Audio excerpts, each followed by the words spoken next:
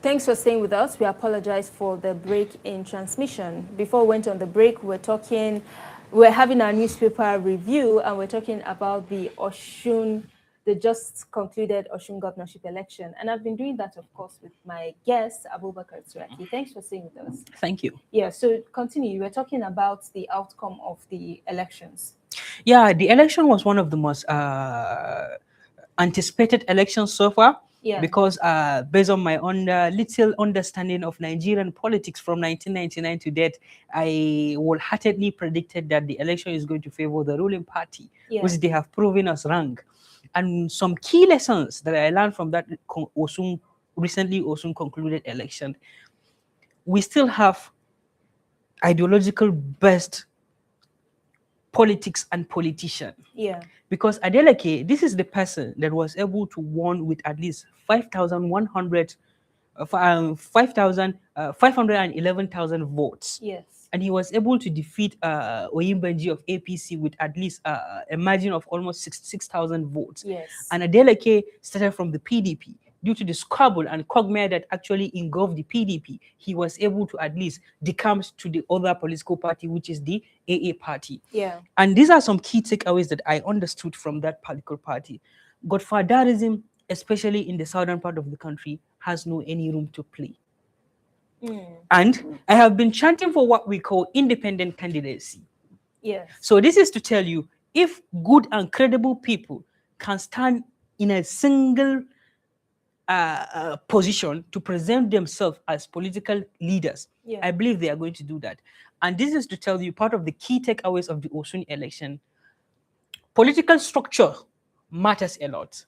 Yeah. Despite all the allegation calls from people that the federal government have deployed federal might, we saw when they were able to force the Osun account, we saw when they were able to apprehend the SSG of Osun, yes. and we saw when they were trying to intimidate and even victimize the Osun people. We even saw the report from Yaga Africa that almost 35 people lost their life prior to the election. Yeah. But subsequently, on that particular Saturday, the election went very successfully. And one of the major things that I clearly understood from the election, INEC were able to at least deploy their own new techniques and new technology that they deployed. Yes. Because the Electoral Act, amended 2022 Electoral Act, was able to at least give room for certain insertion, which I'm so happy. And it also gave us the ability that INEC, they will be able to have the immediate transmission of result and they will start collecting it. Yeah, so quickly before we go to, I want to know, what lessons do you think that the opposition parties, especially the APC, what do they need to learn from what happened in Osun? Because, you know, you've rightly said that everything that happens in Osun will be a litmus test for 2027. So looking at how everything has played, what lessons should parties that are serious about clinching a seat in 2027, what should they be looking at? Grassroots politics is very, very important. Yes. Because Adeleke was able to at least hold water with his own grassroots people. And politics, I said every time, is local. Politics is not carried out in Abuja. It is only governance that is carried out in Abuja. You can't just be here in Abuja and expect that after 4 years, your people are going to vote for you. Yeah. Adeleke was able to at least push down his own governance into the lower people. And we saw how the Osun people were able to at least show sympathy and they voted for him, yes. which he was able to at least secure additional second term. And it's also his influence of his nephew also played a vital role. And also at this juncture, I want to make it clear to our people that especially the young people, the young politicians that wanted to aspire and even hold public office, if you really want to make it, join active politics. You should not mind joining APC or PDP. Find a party that is called yours, not necessarily joining a political party. Yeah. Eschew politics, present a candidate, and at the tail end, those elderly politicians, I so much like to use gerontocratic politician, will likely be the SA and PS of younger politicians. And younger politicians are going to make a tremendous effort, if not just because of the influence of Davido. Davido is a young person, and I believe he played a vital role in the Ademola Jackson victory. And may democracy continue to flourish in Nigeria. And congratulations, Governor Adeleke. Yes, may democracy continue to flourish. Thank you so much for sharing your thoughts with us. And unfortunately, because of time, that's what we can take today on our newspaper review. Up next is S24 Report coming to you after the break. Stay with us.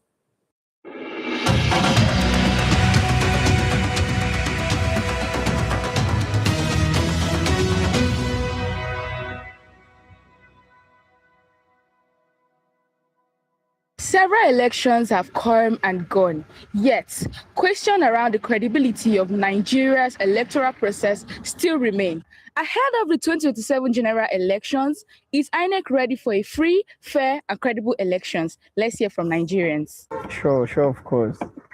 We believe that, yeah, it's nothing Agnes cannot do at this point, presently, sure. Me, I believe, say, be better for Nigeria, better for all. I don't think INEC are fully ready for this election. I think there are still other issues that need to be settled. I wouldn't say, or I've not thought towards that direction, but it's INEC. They've always done what they do. Like people that watch football, when they're watching football, they say, if I be that guy for playing like this, most of you're not wearing the shoes. You don't know where it hurts. You don't wear the shoes, don't know how it fits. The way things are moving now in this country is like they are ready to do things right by this time, and we pray so that everything will become good for us in this country by God's grace. INEC has been better than the past, but I'll say that we are not there yet. A free election depends on, it's not just about INEC, it's about the political parties, the voters, and other members that mix up an election. My viewing about the upcoming election is that I do not see anywhere that INEC will going to give us a free and fair election. My biggest concern for this election will come up, say, bro, see, it's Alpha.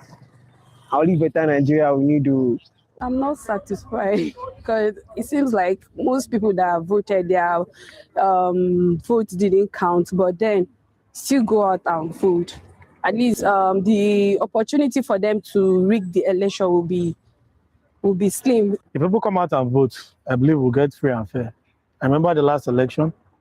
In my environment, people stood their grounds, even when the police insisted in taking the ballots away because it was past voting time. People insisted that no, they must finish counting the votes before the police could leave. And because the police could not fight everybody, they stood and waited for the agents to count the votes. So everything is in the hands of the people. The transparency of if they improve the transparency of the election, everything will be good. The biggest concern about it is that Nigerian citizens need to become as one.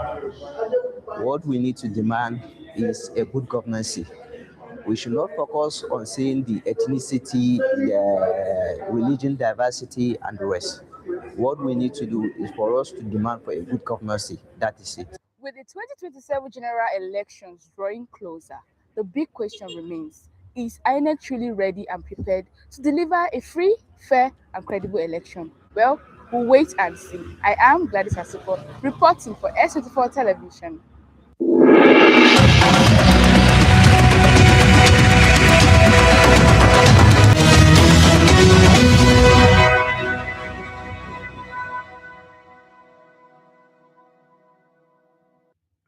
In the bustling Dakar suburb of Kër Mbaye 4, social entrepreneur Astou Sako, a proud Senegalese woman, has transformed a beloved local beverage sourced from hibiscus flowers into a resource for the socio-economic empowerment of women across Senegal. One will struggle to find someone in Senegal who doesn't like bisa. Extracted from white or red hibiscus flower, the code is GAP. The upscaling guarantees the quality of the final product while fostering sustainable job creation, significantly strengthening the financial independence of the women involved. Having lived in extreme poverty myself, I want to stay close to the community. My goal is to support them so that the next generation does not face the same difficulties we did. The innovation work we are doing, we're able to provide for ourselves and our children. Today, we're self-sufficient, we process our products, sell them, and are independent.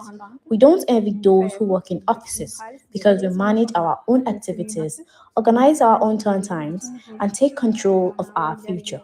And that's real progress. The product exchange is pragmatic and strategic. Women from the Kadogo region in the east of the country transport their local products such as palm oil, soap, and bleach to Dakar. In return, the entrepreneurs in Dakar supply the Kadogo counterparts with processed bisap and lemon, a commodity of more accessible near the capital. This modernized batching system allows each network to diversify its commercial offerings without depleting its own regional resources, thereby maximizing margins and supply security for all members. parce que booy xool machine yi fi nekk même bu dee da nga bëgg a produire li nga siy produire lu ndaw la. The boo machines are ci not ci produire lu sufficient, bëri. and te the déjà premises local are bi ñu too nekk gis small. nañ ne xat na. We want donc to suñu mbébét expand, mooy create dem a ba real ku nekk industry in the pourquoi pas future, industrie. pour nga set up a am ay distribution yeneen system machine to yu gën a sell gaaw in a si liggéey. supermarkets, pour nga am ay export our yeneen products femmes abroad, yoo xam ne and aussi dañ recruit leen mën a more indi parce women. que am nga ay femmes donte ko doyul mais mënoo indi yeneen parce que amoo loo leen fay. Beyond the purely economic logic, this partnership cements essential social cohesion. It creates a crucial safety net for women from different socio-economic backgrounds, forging bonds of solidarity that are paramount, given that African women are often the first victim of economic shocks. The scale of this initiative testifies to its success. The network of engaged women of Kalugu has structured itself into a national force, currently boasting over 1,800 active members. Its territorial reach is impressive. It operates 26 branches in the rural department of Kalugu, Saraya, and Selmata, and has established 10 branches in Dakar's urban areas, ensuring coordination that extends across all 14 regions of Senegal. Nous pouvons aussi noter que les femmes aussi sont en train We can de also note that women are becoming increasingly active in economic interest groups such as EIGs. Within these EIGs, they process food and agricultural products that they then sell on the market. This provides them with a small income to meet their families' needs. pour faire face aussi aux besoins de leur famille. According to Senegal's National Agency for Statistics and Demography, although women represent nearly 60% of the non-agricultural informal sector workforce, they only access about 30% of formal bank credit. Solid structures like ASTU SACCOs are essential for navigating these barriers by providing easy access to resources, technical trainings, and crucially, a reliable distribution network. The network serves as a powerful lever for formalizing economic activity and enhancing the financial inclusion of women. These initiatives are not mere acts of substance, they are models of investment in the future. By transforming local products like bisap, lemon, or palm oil, structured economic opportunities, these women are redefining their central role in the national socio-economic fabric. Sometimes some women want to start their own businesses, but it remains difficult with the limited resources they have. I encourage them to persevere. I can provide you with financial support so that you can turn to another activity, such as reality, for example. The model demonstrated by Tahu Sugnugog and its interregional network provides that inclusive and sustainable development in Senegal inevitably depends on investment in structured female entrepreneurship.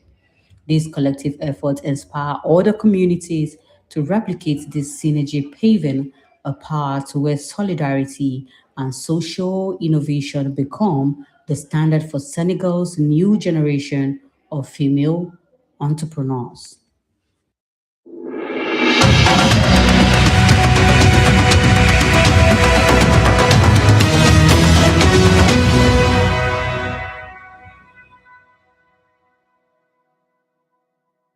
This is Political Arena here on S24 television. Today we are looking at a caution that has generated a serious concern across Nigeria. For decades, northern Nigeria has struggled with challenges ranging from insecurity, poverty, poor education and unemployment to weak infrastructure, political instability and limited economic opportunity across. But the bigger question is who is responsible and what can be done to change the situation. Is the problem caused by government failure, poor leadership, insecurity, or the educational system, traditional institution, political elite, or those people that are saddled with the responsibilities? To discuss this issue, I am joined by Naja'atu Abbas, a freedom fighter and outspoken voice on issues affecting the northern Nigeria. Naja'atu, thank you so much for joining us. Thank you so much, Abubakar, for having me. I'm happy to be here. Naja'atu, let me ask you, is northern Nigeria actually falling behind?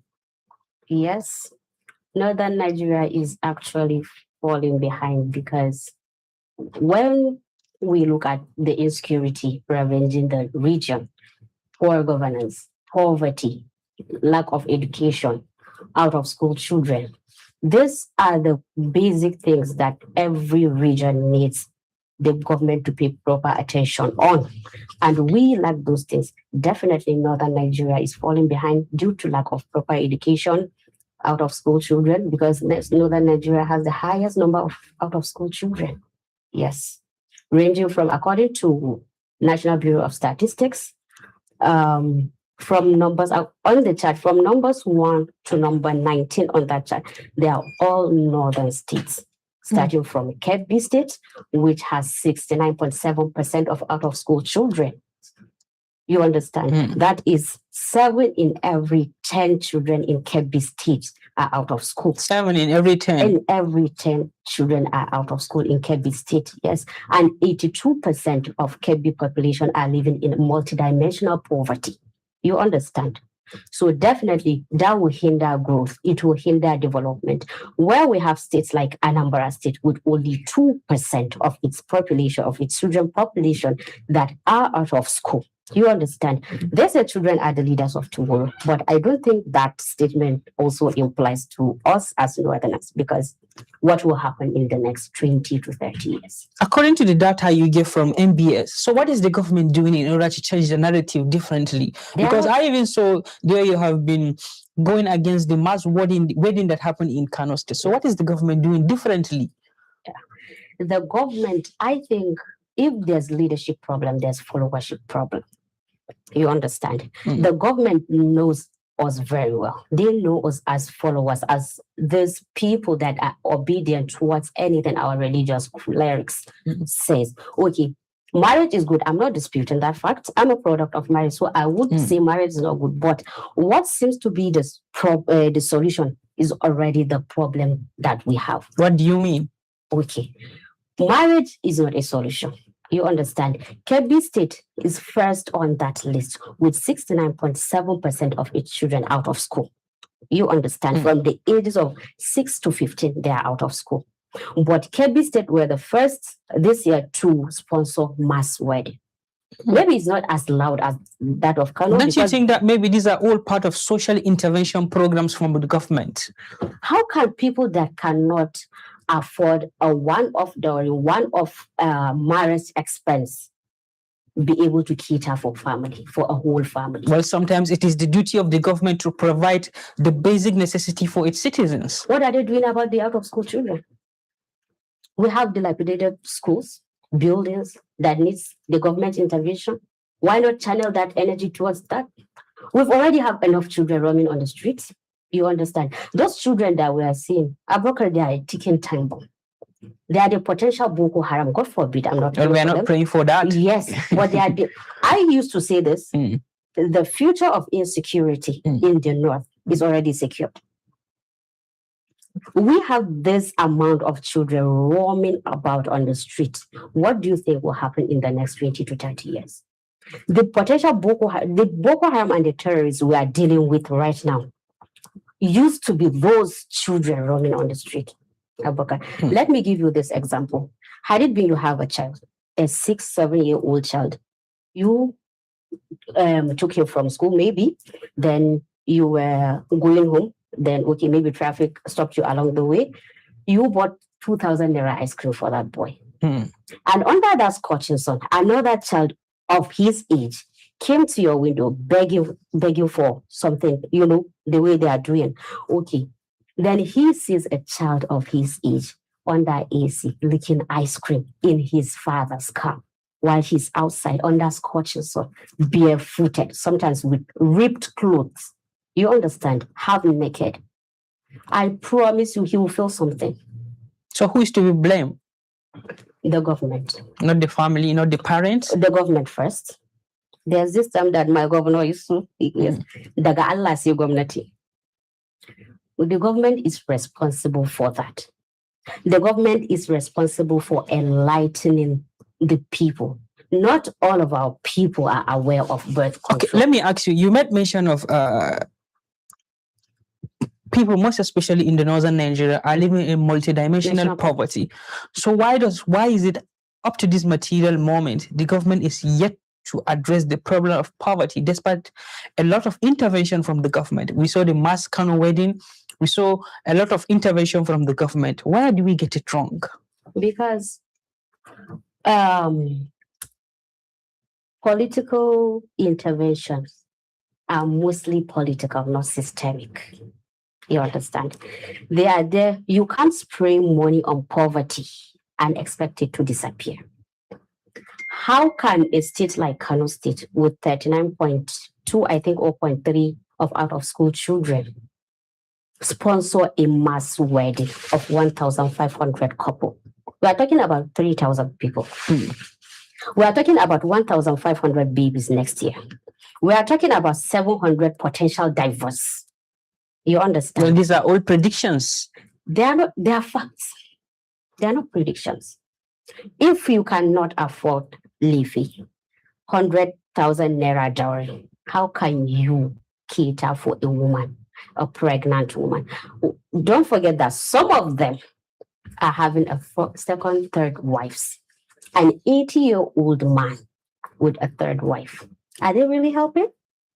Because all I see is political dominance. Well, you call it political dominance as it concerns Nigerians, but based on what they say, these are social intervention programs.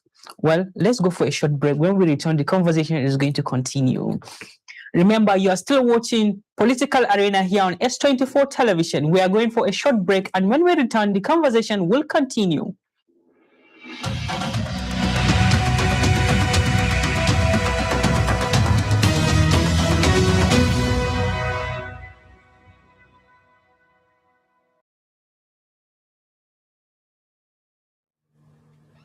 Good day and welcome to Security Update on S24 Rundown, where we bring you the latest